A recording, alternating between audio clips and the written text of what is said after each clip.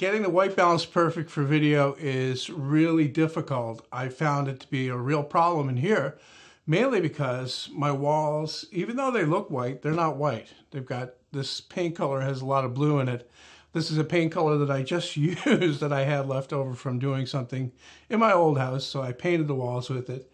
And it's nice and bright, but it does have a blue cast to it that kind of messes with the automatic white balance on the camera a little bit, makes it look too blue often, and it can throw off other things. Automatic white balance is great, usually really good for outdoors, but when you take it inside with light coming in through the windows, light from the lights above, light from your camera light if you have one, that messes with that, especially light reflecting off surfaces, especially the tan surfaces from the wood, really mess with the white balance on the camera.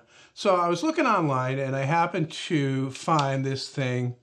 I can't remember the name of it actually, but I looked at it and I said, you know what that looks like? That looks like exactly like a lens diffuser from one of these fluorescent lights.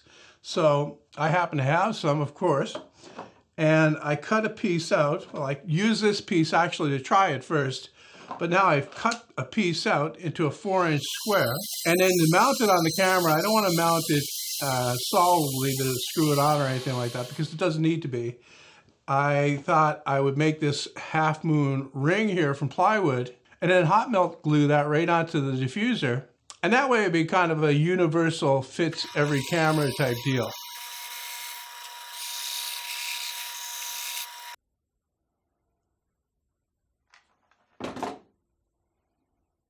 So the way it works is you have to set the white balance for the camera.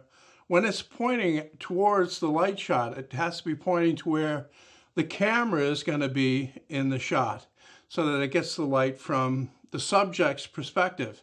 So you take this diffuser and you slip it over the lens like that, so it's just sitting on there, up tight against the front of the lens. And then you'll have to set a custom white balance inside the camera. I'll show you how to do it here on my camera, but every manufacturer is different. The one thing you have to watch for when you're setting the white balance with this thing is to get the exposure right. So get your exposure correct before you put this in place, and then when you have this in place, you should have a spike right in the middle of the histogram if you have a histogram. Otherwise, just make sure that your exposure is right for the light in the room before you put this in place, and you should be good to go. So this is the custom white balance that I just set with the thing here. You can see how it looks. And this is with the camera set to automatic white balance. Of course, after you set it and you find that it's a little bit too cool, you want to warm it up a little bit, you can do that in your editing software, adjust the color balance. Also, you can take the settings from the preset. I know I can in my camera anyway. Take the settings from the preset and apply them to a Kelvin setting and just, bump it up a couple of 100 degrees, possibly, to warm it up a little bit.